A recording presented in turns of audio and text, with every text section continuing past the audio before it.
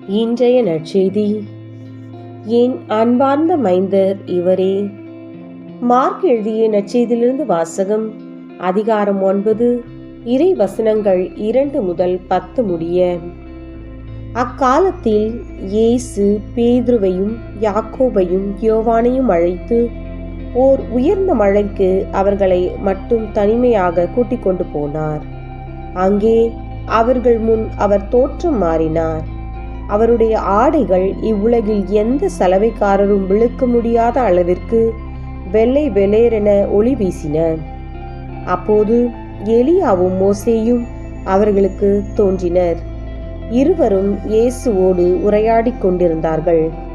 பேதுரு இயேசுவை பார்த்து, ரபி, நாம் இங்கேயே இருப்பது நல்லது. உமக்கு ஒன்றும், மோசேவுக்கு ஒன்றும், எலியாவுக்கு ஒன்றுமாக 3 கூடாரங்களை அமைப்போம் என்றார்.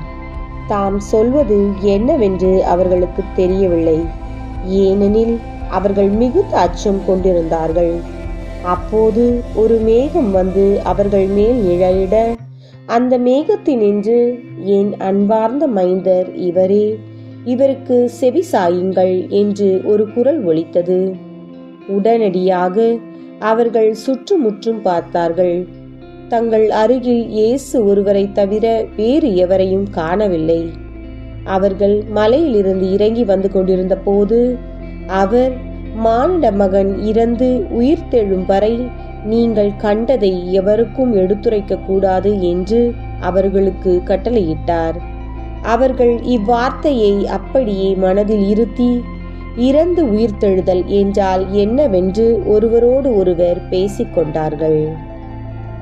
ஆண்டவரின் அருள்வாக்கு. கிறிஸ்துவே மக்கு புகழ்.